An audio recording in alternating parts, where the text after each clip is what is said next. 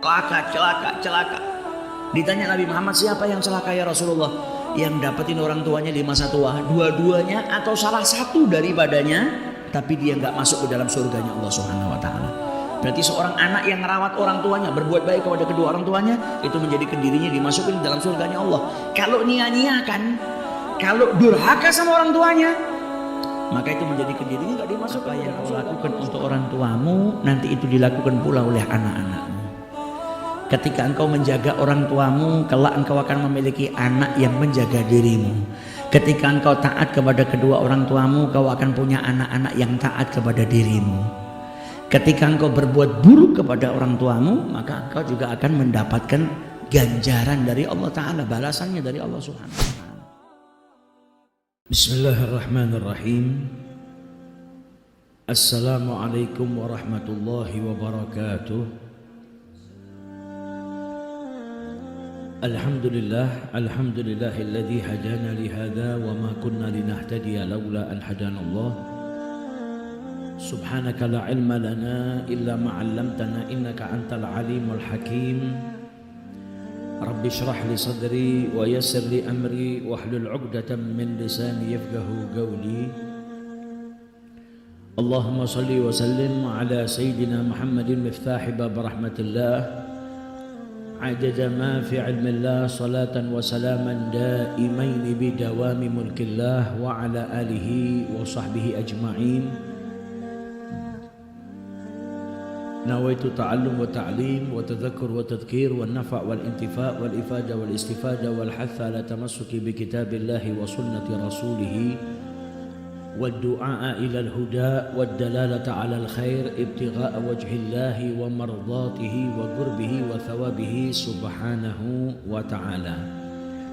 أما بعد، Alhamdulillah, pagi hari ini kembali kita diperjumpakan oleh Allah Subhanahu wa Ta'ala.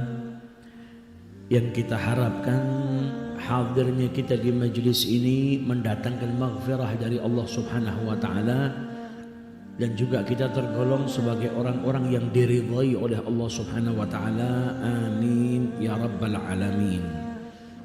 Melanjutkan kajian kita dari kitab Dalilus Sa'ilin, yang mana pada kesempatan kali ini kita masuk ke bab yang membahas tentang birrul walidain, atau berbakti kepada kedua orang tua. Makna bir, arti dari kalimat al-bir adalah huwa al-ihsan, yaitu berbuat baik. Wa huwa fi haqqil walidain, yaitu berbuat baik kepada kedua orang tua, kemudian orang-orang dekat atau keluarganya yang dekat. Dan bir itu kebalikan daripada kata uguq. Kebalikannya birrul walidain atau berbakti kepada kedua orang tua adalah al-uguq atau durhaka kepada kedua orang tua. Dalam Al-Quran Allah Subhanahu wa Ta'ala berfirman, wa'budullaha wa la tusyriku bihi syai'a.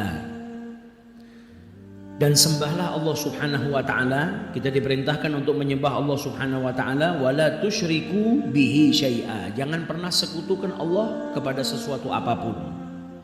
Wabil walidaini ihsana, dan kepada kedua orang tua berbuat baiklah. Dalam ayat ini Allah Subhanahu wa Ta'ala memerintahkan kepada kita untuk menyembah Allah, beribadah kepada Allah Subhanahu wa Ta'ala. La syarikalah, tidak ada sekutu baginya. Fa innahu huwal khaliqur raziqul mun'imu al mutafaddilu ala khalqihi. Sesungguhnya Allah Subhanahu wa Ta'ala itu Sang Maha Pencipta, yang memberikan rezeki kepada hambanya, yang memberikan kenikmatan kepada hambanya. Fahuwal mustahiqqu minhum ayyuwahiduhu. Jadi Allah Subhanahu wa Ta'ala itu harus diesakan, tiada Tuhan selain Allah Subhanahu wa Ta'ala. Wa'budullaha wa la tusyriku bihi syai'a. Ayat ini memerintahkan kita untuk menyembah Allah dan tidak menyekutukan Allah Subhanahu wa Ta'ala kepada sesuatu apapun, sebagaimana disabdakan oleh Rasulullah sallallahu alaihi wasallam kepada sahabatnya yang bernama Mu'ad. Nabi Muhammad berkata, "Atadri ma haqqullahi 'alal ibad?" Wahai Mu'ad, tahu tidak kau haknya Allah subhanahu wa ta'ala atas hambanya. Jadi Allah itu punya hak yang harus ditunaikan oleh hamba-hambanya. Maka Mu'adz ibn Jabal beliau menjawab, Allahu wa rasuluhu a'lam. Allah dan Rasulnya yang mengetahui. Maka dijelaskan oleh Rasul sallallahu alaihi wasallam, ayya'buduhu wa la yusyriku bihi syai'a. Haknya Allah yang harus ditunaikan oleh seorang hamba apa? Allah disembah, beribadah kepada Allah dan tidak menyekutukan Allah kepada suatu apapun.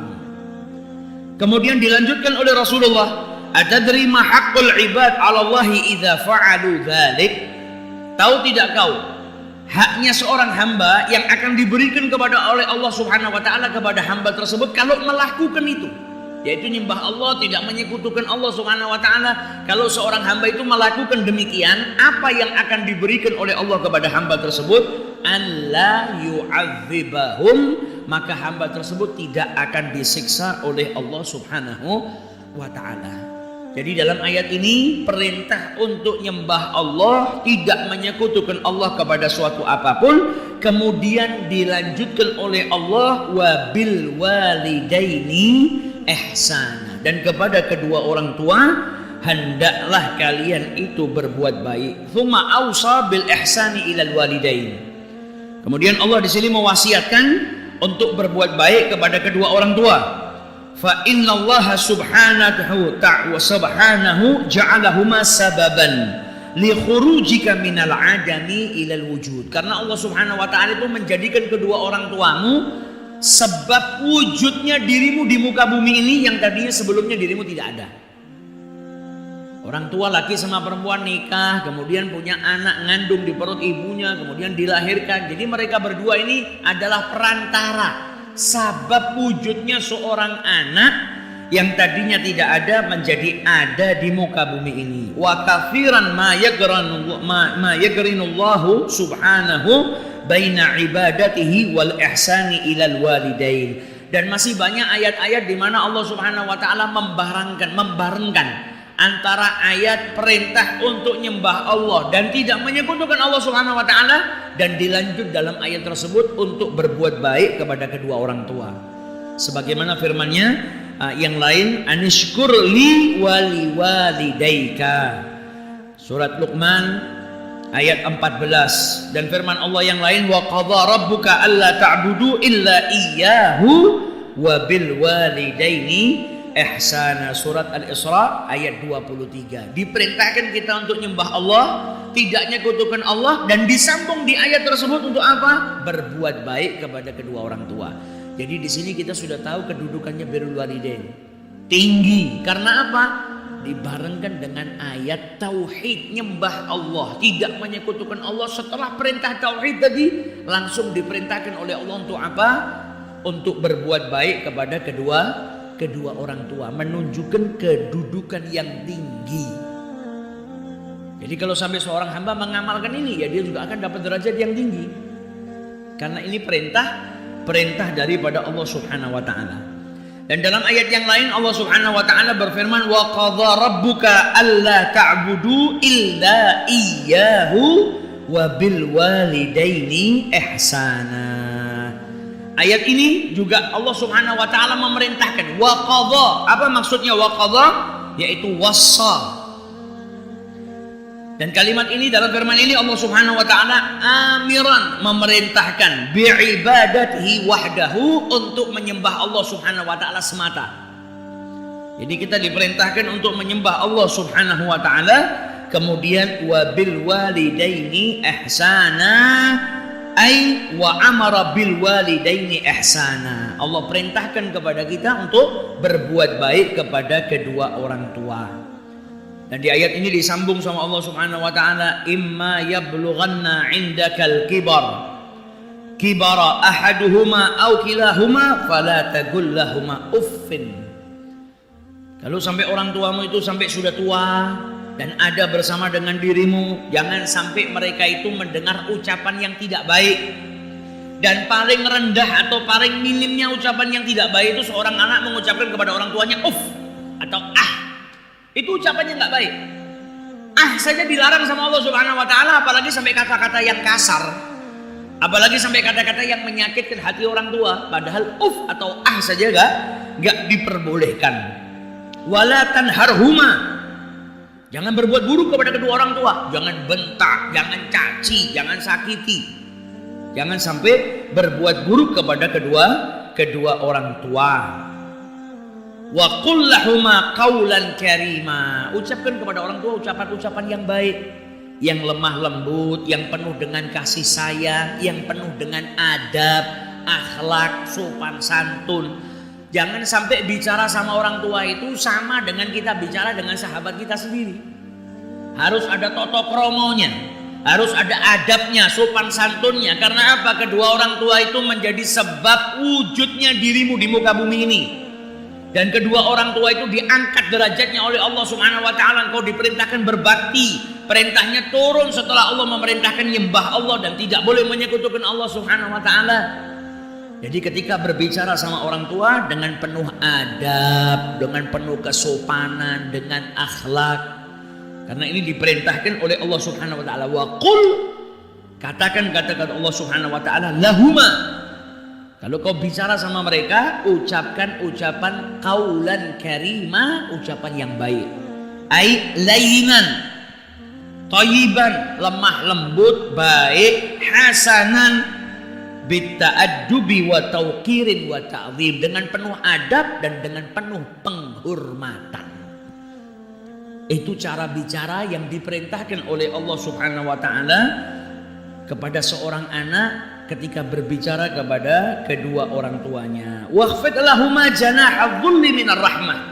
Kemudian dilanjut oleh Allah Subhanahu wa taala, kita diperintahkan untuk apa? Ai tawadhu'a lahuma bi fi'lika. Rendah hatilah kalian kepada kedua orang tua kalian. Dalam perbuatan itu kita diperintahkan untuk rendah hati. Jangan sombong sama orang tua. Tapi kita diperintahkan untuk rendah hati. Mungkin orang tua kita sekolahnya nggak sejauh kita. Jangan terus mentang-mentang kita sekolahnya lulus lebih pintar kita sombong. Terus kita anggap bodoh orang tua kita. Jangan. Perintahnya Allah Subhanahu wa taala, wakhfid lahuma. Kita diperintahkan untuk tawadhu, rendah hati kepada kedua orang tua. Wa qur rabbirhamhuma kama rabbayani shaghira. Kemudian berdoalah, minta sama Allah Subhanahu wa taala.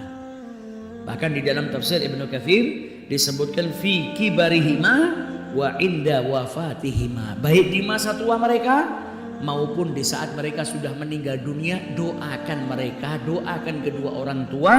Wa qur rabbirhamhuma, ya Allah sayangilah mereka, rahmatilah mereka, kama rabbayani shaghira, mendoakan kedua orang tua. Kemudian dalam ayat yang lain Allah Subhanahu wa taala berfirman, wa wassaynal insana biwalidayhi, dan Allah wasiatkan kepada manusia dengan dua orang tuanya. Apa yang diwasiatkan oleh Allah, diperintahkan oleh Allah, ayyabirrahuma, untuk berbakti, berbuat baik kepada mereka berdua. Hamalathu ummuhu, di mana seorang ibu itu mengandung anaknya dalam keadaan lemah, dalam keadaan taat, mengorbankan jiwanya. Bagaimana rasa sakitnya saat melahirkan dirinya. Bahkan sebelum itu wa fisaluhu fi amaini. Bahkan setelah itu ibu tadi masih nyusuin anaknya selama 2 tahun. Nah ini bukan hal yang sepele. Makanya Allah perintahkan kepada anak untuk berbakti kepada kedua orang tuanya. Karena bagaimana pengorbanan orang tua untuk anaknya, cintanya orang tua kepada anaknya, dan masih banyak ayat-ayat yang lain di mana Allah Subhanahu wa taala memerintahkan kita untuk berbakti, berbuat baik kepada kedua orang tua. Dalam hadis diriwayatkan oleh Abi Hurairah, jaa rajulun ila Rasulillah sallallahu alaihi wasallam. Ada seseorang yang datang kepada Rasul sallallahu alaihi wasallam. Kemudian berkata, "Ya Rasulullah, wahai Rasulullah, man ahaqqun nas bihusni sahabati." Siapa manusia yang paling berhak untuk aku berbakti, berbuat baik kepada dirinya? Maka dijawab oleh Rasulullah, ummuka, ibumu. Kemudian lelaki tadi bertanya lagi, thumma man? Kemudian siapa ya Rasulullah? Jawab Nabi sama, thumma ummuka, kemudian ibumu. Kemudian dia bertanya lagi, "Tsumma man?"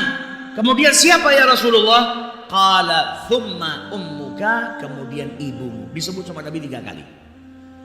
Kemudian dia tanya lagi, thumma man? Kemudian siapa ya Rasulullah? Qala thumma abuka, kemudian ayahmu. Hadis ini diriwayatkan oleh Al-Imam Al-Bukhari. Al-um hiya mahallul birri wal ikram. Ibu itu tempatnya berbakti.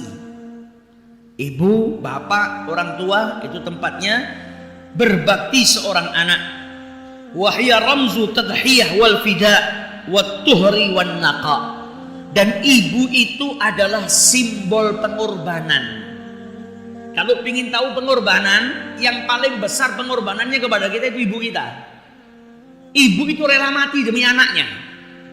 Orang tua itu rela mati demi anaknya. Maka dari itu kita diperintahkan untuk berbakti kepada kedua orang tua. Maka dalam hadis ini Nabi Muhammad SAW sampai menyebutkan 3 kali ibu, karena bagaimana pengorbanannya seorang ibu untuk anaknya.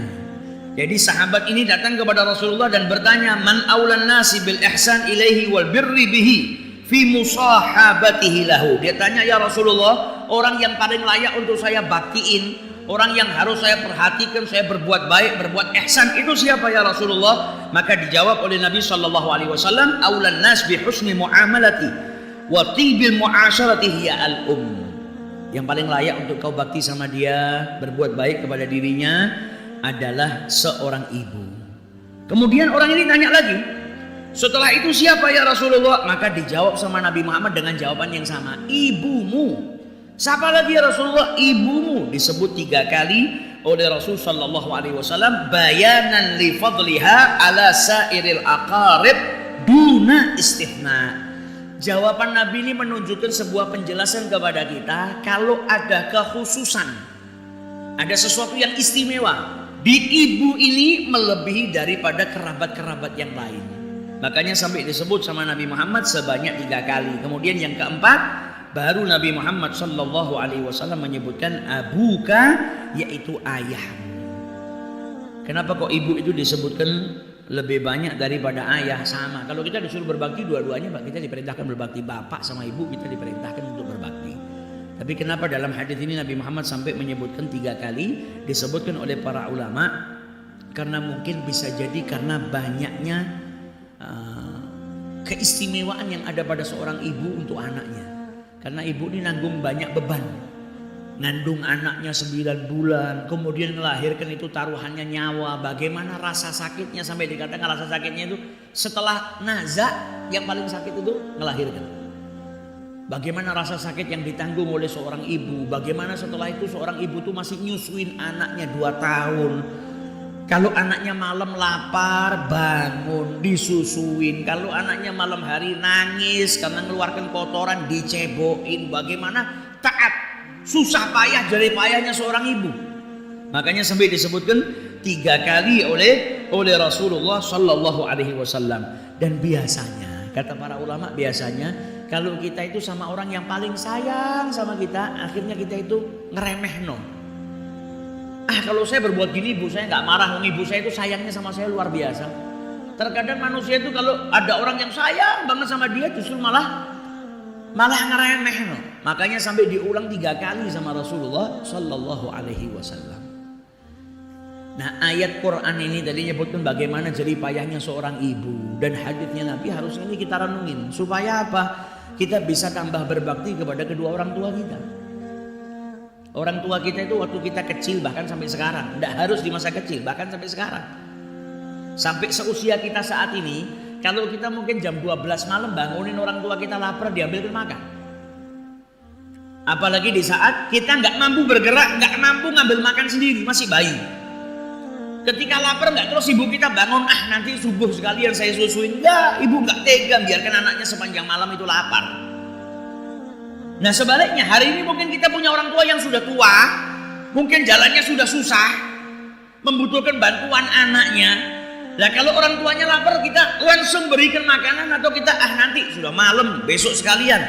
Padahal dulu ibu kita nggak pernah berbuat seperti itu. Maka jangan pernah sia-siakan orang tua. Orang tua ini jimatnya satu-satunya kita.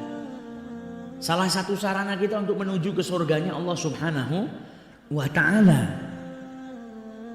Maka di sini Nabi SAW menjelaskan kepada kita orang yang paling layak untuk kita berbakti kepada dirinya. Yang pertama siapa? Ummuka, kemudian kedua ummuka, kemudian ketiga ummuka, dan yang keempat baru disebut oleh Rasulullah SAW abuka. Dalam hadis ini menunjukkan fadlu birrul walidain, keutamaannya berbakti kepada kedua orang tua, wa annahu min asbabi dukhulil jannah. Dan birrul walidain itu menjadi sebab dimasukkannya seseorang ke dalam surganya Allah Subhanahu wa ta'ala. Lu katanya orang nggak bisa masuk surga kecuali dengan rahmatnya Allah. Iya, amalan yang diterima sama Allah itu adalah bentuk rahmatnya Allah Ta'ala kepada hambanya, yang akhirnya menjadikan hamba tersebut bisa dimasukkan ke dalam surganya Allah Subhanahu wa ta'ala. Kemudian diriwayatkan oleh Abdullah ibnu Mas'ud dalam Sahih Bukhari disebutkan, sa'atun Nabi sallallahu alaihi wasallam, aku pernah bertanya kepada Nabi Muhammad sallallahu alaihi wasallam, ayyul amali ahabbu ilallah, amal apa yang paling dicintai oleh Allah Subhanahu wa ta'ala. Para sahabat Nabi ini orang-orang yang punya perhatian besar bagaimana mereka itu bisa dicintai sama Allah. Nampak pada pertanyaan-pertanyaan mereka kepada Nabi Muhammad, ya Rasulullah, amal apa yang paling dicintai oleh Allah? Berarti dia punya perhatian besar, cari berbagai macam sarana supaya apa? Bisa dicintai oleh Allah Subhanahu wa ta'ala. Karena kalau orang itu mengamalkan amalan yang dicintai oleh Allah, secara otomatis dia akan dicintai oleh Allah Subhanahu wa ta'ala. Kalau kita misalnya senang sama orang tua kita akan cari tahu yang disenangi sama orang tua kita apa, kita lakukan. Tujuannya apa? Supaya kita dicintai, supaya kita membahagiakan orang tua kita. Nah, ini sahabat Nabi, mereka menggali, cari tahu terus kepada Nabi Muhammad, amal apa yang dicintai oleh Allah Subhanahu wa ta'ala, yang bisa menjadikan dirinya semakin dekat dengan Allah Subhanahu wa ta'ala. Dan jawabannya Nabi terkadang berbeda-beda, sesuai dengan orang yang bertanya sama Nabi, sesuai dengan kebutuhannya. Oh, kalau orang ini masih kurang baik sama orang tuanya, sama Nabi disuruh berbakti.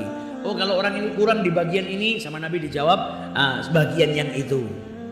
Nah, ini sahabat Abdullah bin Mas'ud ketika bertanya kepada Rasulullah sallallahu alaihi wasallam, amal apa yang paling dicintai oleh Allah, maka dijawab oleh beliau yang pertama adalah as-salatu ala waqtiha, salat tepat pada waktunya, enggak nunda salat, datang masuk waktu salat, bergegas untuk melaksanakan salat. Itu amalan yang paling dicintai oleh Allah Subhanahu wa ta'ala. Gak males-malesan, gak mundur sholat sampai akhirnya mendekati daripada keluar waktunya sholat. Karena orang yang mengerjakan sholat di awal waktu, dalilan alal hirsi alaiha, menjadi bukti kalau dia itu punya perhatian dan jaga sholatnya. Datang waktu sholat, dia sholat, berarti itu bukti kalau dia betul-betul ia harus jaga dirinya untuk senantiasa melaksanakan perintahnya Allah, khususnya sholat. Wa ala anna al-muslima ya'rifu haqqallah wa yuhafid alaihi. Kalau orang jaga sholatnya berarti dia sedang menjaga haknya Allah Subhanahu wa ta'ala dan menunaikan apa yang diperintahkan oleh Allah Subhanahu wa ta'ala. Kemudian yang kedua kata Nabi Muhammad, amalan yang paling dicintai oleh Allah apa? Birrul walidain, berbakti kepada kedua orang tua, bil ihsani ilaihima, dengan berbuat baik kepada mereka berdua, wal qiyami bi khidmatihima, dan membantu mereka khidmah kepada kedua orang tua, wa tarki ugugihima, dan meninggalkan durhaka kepada kedua orang tua. Kemudian yang ketiga kata Rasul sallallahu alaihi wasallam, al jihadu fi sabilillah, berjuang atau berperang di jalan Allah Subhanahu wa ta'ala. Nah, ini amalan yang paling dicintai sama Allah Subhanahu wa ta'ala. Jadi kalau kita ingin dicintai sama Allah, ingin tahu amalan yang paling dicintai sama Allah, nah ini hadis ini Nabi Muhammad ngabarkan kepada kita. Sholat tepat pada waktunya. Sebisa mungkin jangan mundur sholat. Datang waktunya sholat, kita bisa pergi ke masjid, bisa sholat di masjid lebih afdal. Karena sholat tepat pada waktunya itu amalan yang dicintai sama Allah. Dan sholat itu akan memberikan kebahagiaan kita di dunia sampai di akhiratnya Allah Subhanahu wa taala. Ada satu nasihatnya ulama, bumi ini kalau kering gersang, itu orang-orang pada ngapain supaya diturunkan hujan? Sholat istisqa. Berarti permasalahan alam semesta itu bisa diselesaikan dengan apa? Dengan sholat. Apalagi permasalahan kita yang sepele. Permasalahan alam semesta yang berat, yang sampai detik ini orang nggak tahu cara nurunkan hujan itu bagaimana, itu bisa diselesaikan dengan sholat. Lah apalagi masalah kita yang sepele. Maka jangan sampai kita ninggalkan sholat. Sebisa mungkin jangan sampai kita menunda sholat. Sesibuk apapun diri kita, kalau datang waktu sholat, katakan kepada diri kita, kesibukan yang saat itu ada pada diri kita, itu jalan keluarnya ada di tangan Allah Subhanahu wa taala, zat yang saat itu menyeru kita untuk menyembah. Jadi kita punya masalah kayak apa? Sebentar. Ini masalah jalan keluarnya yang punya cuma Allah. Yang bisa nyari jalan keluar juga Allah. Dan saat ini saya dipanggil sama Allah. Maka saya akan dahulukan panggilan Allah Subhanahu wa ta'ala. Jadi sebisa mungkin jangan sampai kita menunda sholat. Karena sholat tepat pada waktunya memiliki keutamaan yang luar biasa. Salah satunya adalah amalan yang paling dicintai oleh Allah Subhanahu wa ta'ala. Kemudian yang kedua, birrul walidain, berbakti kepada kedua orang tua. Nah, ini jangan diremehkan. Orang itu kalau mau bahagia kuncinya salah satunya apa? Bakti sama orang tua.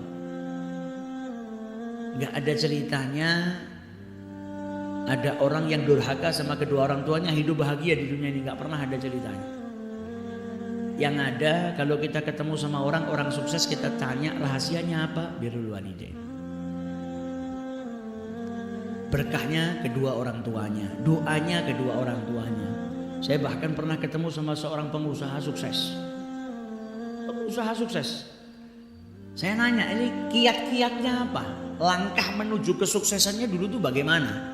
Kuncinya apa? Rahasianya apa? Dia nggak jawab karena sekolahnya di Amerika, karena dia lulusan S3 di bagian inilah. Di puncak kesuksesannya ketika saya tanya rahasia suksesnya apa, dia jawab apa? Berkahnya orang tua. Kadang ada sesuatu yang ya kalau orang andalkan logikanya saja kadang nggak mau nerima. Tapi orang-orang seperti itu justru ngasih pengetahuan kepada kita yang mungkin orang yang suka mengandalkan logikanya nggak bisa nerima seperti itu. Nggak mungkin. Masa gara-gara berkah orang tua kok bisa sukses kerja tuh ya harus ada ilmunya, harus pakai marketing ini orang hebat, ini orang sekolah. Ketika saya tanya, ya itu menunjang asbab, menjadi sebab usahanya berhasil. Tapi dari sekian banyak usahanya yang dipandang paling berefek tinggi, dan dia pasti merasakan itu, dia yang ngalamin apa? Berkahnya orang tua. Saya sukses berkat doanya orang tua, saya sukses karena baktinya saya kepada kedua orang tua. Nah, kalau orang yang durhaka sama kedua orang tua, susah. Yang ada justru apa? Hancur hidupnya. Karena dia ngelanggar perintahnya Allah. Tapi kalau orang berbakti kepada kedua orang tua, berbakti itu bisa melancarkan rezeki. Berbakti kepada kedua orang tua itu bisa menjadi sebab masuknya ke dalam surganya Allah. Berbakti kepada kedua orang tua itu bahkan bisa menggugurkan dosa. Dan masih banyak keutamaan berbakti atau birrul walidain kepada kedua orang tua. Kemudian diriwayatkan dalam hadis ada seseorang yang datang kepada Rasulullah sallallahu alaihi wasallam. Kemudian dia berkata, "Ubayyi'uka 'alal hijrah." Saya mau membaiatmu ya Rasulullah, mau hijrah dan juga apa? Wal jihad, dan juga mau berjihad di jalan Allah Subhanahu wa taala. Abtaghi al-ajra minallah. Saya mau hijrah, mau jihad, tujuan saya semata-mata ingin dapat pahala daripada Allah Subhanahu wa taala. Ditanya sama Nabi Muhammad, "Fahal min walidaika ahadun hayy?" apakah ada salah seorang daripada kedua orang tuamu yang masih hidup? Dijawab sama orang tadi, na'am bal kilahuma, dua-duanya masih hidup ya Rasulullah. Bukan hanya satu, tapi kedua orang tua saya itu masih hidup. Nabi tanya lagi, fatabtaghiyal ajra minallah, apakah kau ingin dapat pahala daripada Allah Subhanahu wa taala? Tadi kan dia nyebut, saya pengen baiat engkau ya Rasulullah untuk hijrah dan untuk jihad. Tujuan saya semata-mata ingin dapat pahala sama Allah. Nah, ketika ditanya sama Nabi orang tuanya masih ada apa enggak, dia jawab dua-duanya masih ada. Sama Nabi ditanya lagi, betul kau mau cari pahala dari Allah Subhanahu wa taala? Maka dijawab sama orang tersebut, na'am, iya, saya mau cari pahala daripada Allah Subhanahu wa taala. Maka apa sabda Rasulullah? Farji' ila walidaika, kembalilah kepada kedua orang tuamu, fa ahsin suhbatahuma. Kemudian diperintahkan sama Nabi untuk berbakti kepada kedua orang tuanya. Maka dia akan mendapatkan pahala daripada Allah Subhanahu wa taala. Dalam riwayat yang lain juga ada sahabat yang datang kepada Nabi Muhammad. Dia minta izin seperti ini. Sampai dia mengatakan, ya Rasulullah, saya enggak datang kepadamu kecuali saya bikin nangis dua orang tua saya. Maksudnya mungkin orang tuanya berat melepas anaknya. Sampai orang tuanya itu melepas dalam keadaan nangis. Apa kata Nabi Muhammad? Irja' ilaihima. Kembali kau kepada kedua orang tuanya, fa'adhikhuma, buat mereka berdua tersenyum, kama abkaitahuma, sebagaimana engkau membuat mereka berdua menangis. Tadi kau berangkat bikin mereka berdua nangis, sekarang balik bikin mereka berdua menangis sebagaimana engkau tadi bikin mereka berdua tersenyum sebagaimana tadi engkau membuat mereka berdua menangis. Nah, ini saking mulianya birrul walidain. Kalau betul-betul mau dapat pahala dari Allah, kembali, dan tentunya ini bukan jihad yang wajib ya. Maka dia disuruh kembali oleh Rasulullah Sallallahu Alaihi Wasallam dan berbakti kepada kedua orang tuanya. Kemudian diriwayatkan dalam hadis yang lain, ada sahabat yang datang kepada Rasul Sallallahu Alaihi Wasallam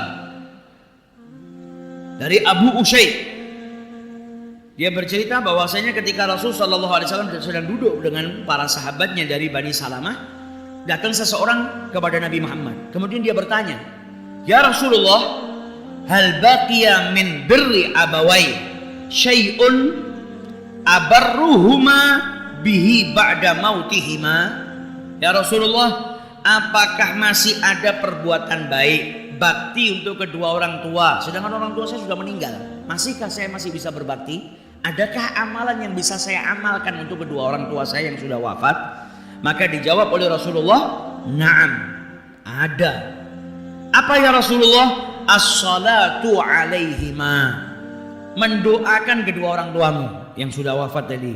Wal istighfaru lahuma, mohonkan ampun untuk mereka berdua. Wa infadhu ahdihima, menunaikan janji-janji mereka yang mereka belum penuhi dan mereka sudah terlanjur meninggal dunia. Kemudian apa? Wasilatur rahim, dan menyambung tali silaturahmi yang tidak bisa tersambung kecuali karena ada mereka berdua. Kepada sahabat-sahabatnya ayah ibu, kepada kerabat-kerabatnya ayah ibu, sambung tali silaturahmi kepada mereka. Wa ikramu sadiqihima, dan memuliakan, menghormati sahabatnya kedua orang tua. Nah, ini amalan yang bisa dilakukan seorang anak untuk kedua orang tuanya yang sudah meninggal dunia. Doakan mereka berdua, mintakan ampun kepada Allah Subhanahu wa taala, sambung tali silaturahmi yang dulu kerabat-kerabatnya orang tua, paman, kakak, adiknya ibu, sambung tali silaturahminya. Kemudian kalau ibu bapak kita mungkin punya janji yang belum ditepati atau punya sesuatu yang belum ditunaikan, kita sebagai anaknya melakukan dan juga memuliakan atau menghormati sahabat-sahabatnya orang tua. Sahabatnya bapak, sahabat ibu yang kita tahu di masa hidupnya dekat, dicintai, dekat dengan orang tua kita, sambung tali silaturahminya, hormati mereka. Itu bagian daripada bir atau berbuat baik kepada kedua orang tua. Al-Imam Hasan Al-Basri pernah ditanya tentang birrul walidain. Caranya birrul walidain atau bentuknya birrul walidain itu seperti apa? Maka dijawab oleh Imam Hasan Al-Basri, anta budula lahuma ma malakta. Engkau berikan kepada mereka apa yang kau miliki.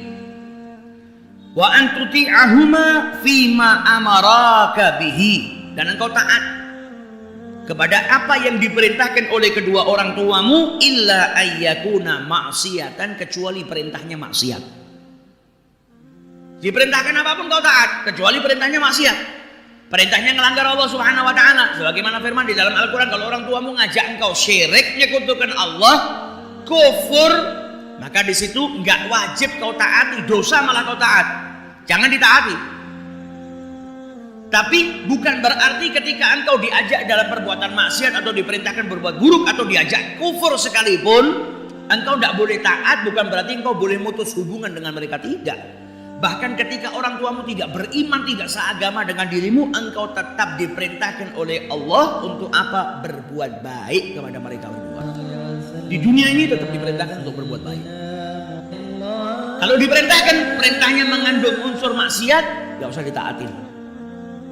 Tapi tetap gak naatinya dengan cara yang baik. Misal orang tua nyuruh kita minum minuman keras, karena mungkin dia belum beriman, atau mungkin masih terjerumus ke dalam lubang maksiat. Pokoknya merintahkan anaknya berbuat haram. Tolak, tapi tolaknya dengan cara yang baik.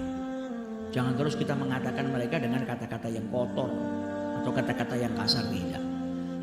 Jangan ditaatin kalau perintahnya mengandung unsur perbuatan maksiat dan kau tidak dosa. Tidak menaati itu tidak dosa. Justru malah kalau kau taati kau dosa. Tapi tetap berbuat baiklah kepada kedua orang tua. Jadi Imam Hasan Al-Basri ketika ditanya birrul walidain itu seperti apa, anta badzulahuma ma malakta, kau berikan kepada mereka berdua apa yang kau miliki, dan engkau taat kepada mereka berdua atas apa yang diperintahkan oleh mereka berdua kepada dirimu, kecuali kalau perintahnya mengandung unsur perbuatan maksiat. Kemudian Ibnu Uyainah radhiyallahu taala anhu, beliau berkata, man shalla as-shalawatil khamsi, barang siapa yang melaksanakan sholat 5 waktu, faqad syakarallaha ta'ala. Jadi perintahnya Allah apa? Anishkurli, kita diperintahkan untuk bersyukur kepada Allah dan berterima kasih kepada kedua orang tua. Kata Ibnu Uyainah, kalau orang melaksanakan sholat 5 waktu, maka dia telah bersyukur kepada Allah Subhanahu wa taala. Wa man da'a li walidayhi fi adbaris sholawat faqad syakara lahuma. Dan barang siapa yang mendoakan kedua orang tuanya setiap kali selesai sholat, maka dia telah berterima kasih kepada kedua orang tuanya.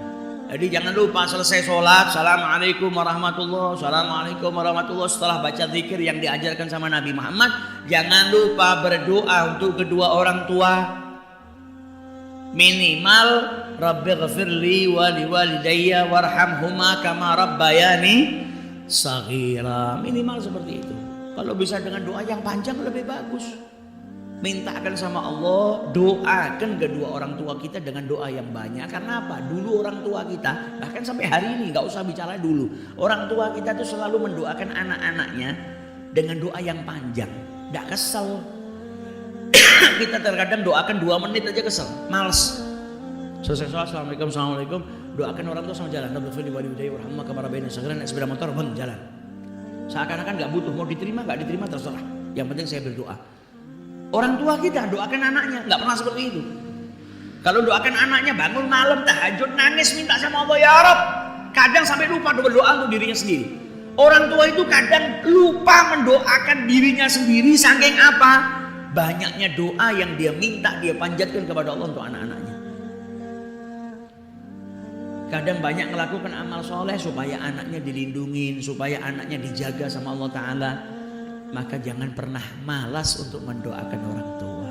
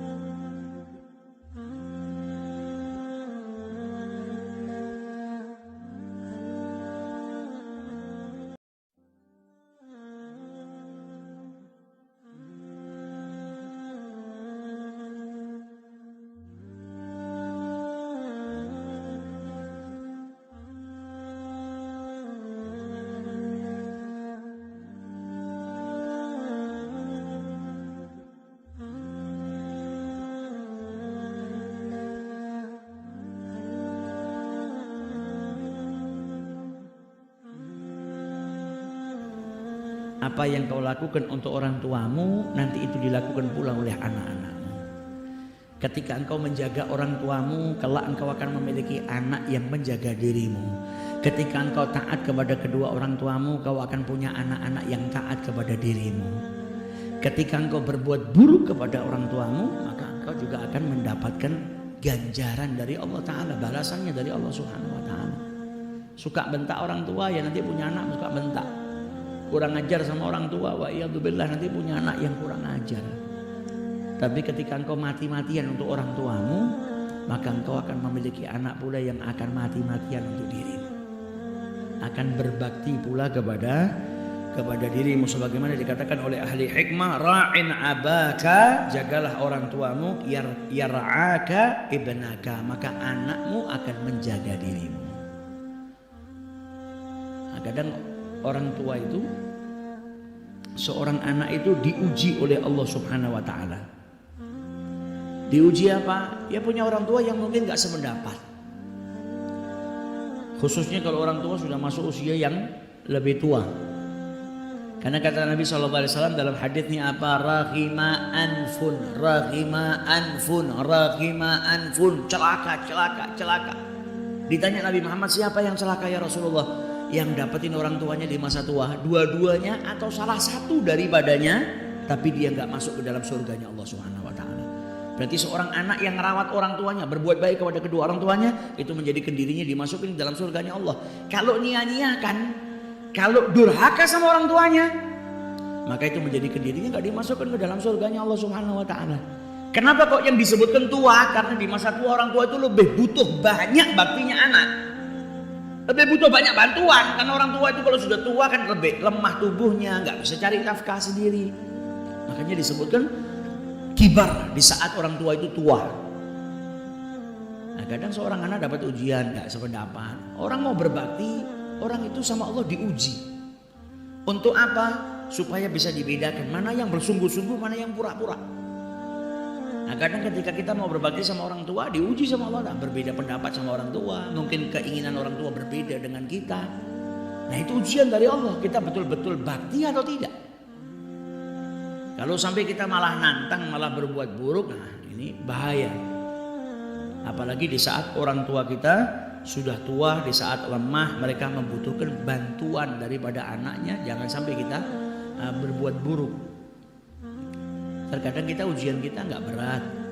Ada orang-orang yang diuji sama Allah dengan ujian yang berat, tapi mereka baktinya luar biasa. Baktinya sama orang tuanya luar biasa. Saya pernah dengar satu kisah nyata. Dulu di pengajian ini pernah saya bawakan gimana ada seorang dokter yang menceritakan seorang anak yang baktinya dia belum pernah lihat seperti itu.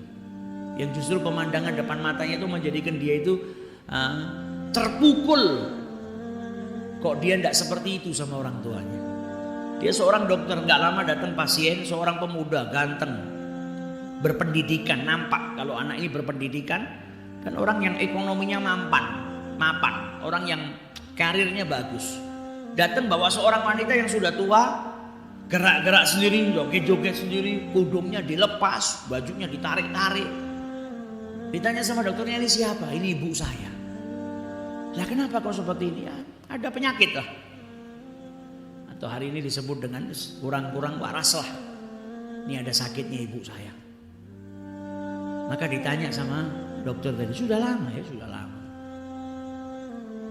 Terus bingung dokter nih ngeliatkan, kau nih Masya Allah orang berpendidikan, karirmu masih panjang. Kenapa kok tidak kau masukkan ibumu ke rumah sakit jiwa?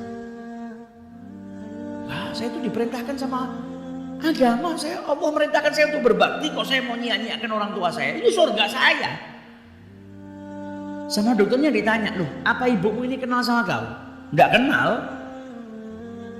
Tapi kan yang menciptakan ibu saya tahu kalau saya anaknya.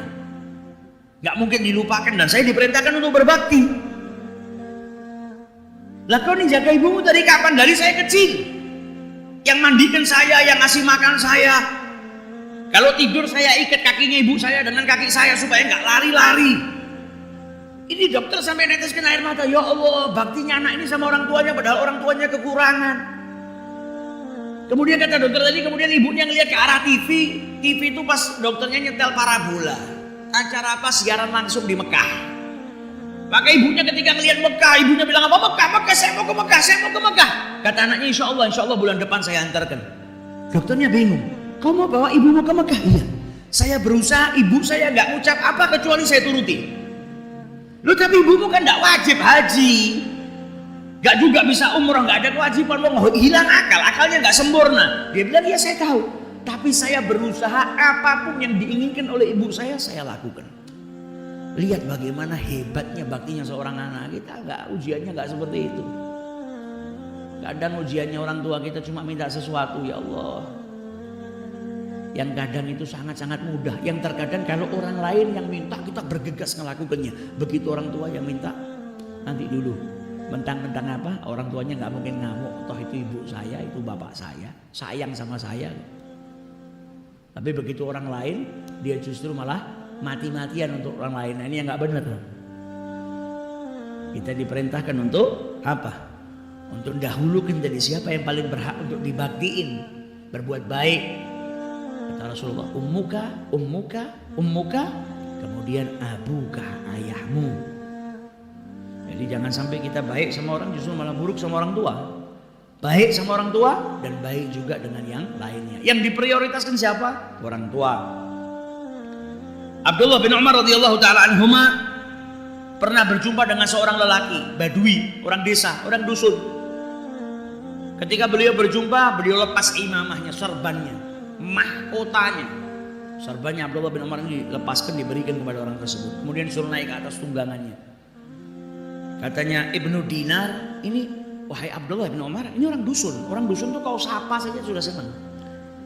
Gak usah kok sampai kau kasihkan imamahmu, kau suruh naik di tungganganmu. Kata Abdullah bin Umar apa? Kau tahu tidak, bapaknya orang tersebut adalah sahabatnya bapak saya. Dan Nabi SAW mengatakan paling baiknya daripada perbuat kebaikan apa? Menyambung hubungan baik dengan kerabat atau dengan sahabatnya atau orang yang dicintai oleh orang tua kita. Ya, inna abarul bir silatul waladi ahlu wuddi abih, nyambung tali silaturahmi dengan sahabat-sahabat ayahnya. Nah ini Abdullah bin Umar bukan ketemu sama sahabat ayahnya, ketemu sama anaknya sahabatnya bapaknya. Sudah digitukan baiknya, apalagi kalau sampai ketemu sama sahabat bapaknya. Sama anaknya sahabat bapaknya sudah diistimewakan. Karena apa? Mereka ini orang yang berlomba-lomba, gak ada satu amalan yang bisa ngantarkan mereka ke ridhonya Allah kecuali mereka bergegas melakukannya. Oh ada sabdanya Nabi, kalau saya nyambung silaturahmi dengan sahabatnya bapak saya yang waktu hidup bapak saya itu dekat sama dia, saya akan dapat kebaikan yang melimpah. Maka langsung dilakukan sama mereka. Tidak mau menyia-nyiakan kebaikan, tidak mau menyia-nyiakan fursah, kesempatan untuk mendapatkan kebaikan dari Allah Subhanahu wa Ta'ala. Bahkan Al-Imam Ali Zainal Abidin, putranya Husain bin Ali bin Abi Thalib, ada orang pernah bertanya sama beliau, engkau ini terkenal sebagai anak yang bakti sama orang tua, tapi kenapa kok kau tuh tidak pernah mau makan sama orang tuamu, sama ibumu? Imam Ali Zainal Abidin ini dikenal anak yang berbakti, tapi kalau makan tidak mau bareng sama ibunya. Kata Sayyidina Ali Zainal Abidin apa? Saya takut kalau makan sama ibu saya, nanti saya ngambil makanan yang sudah dilirik sama ibu saya.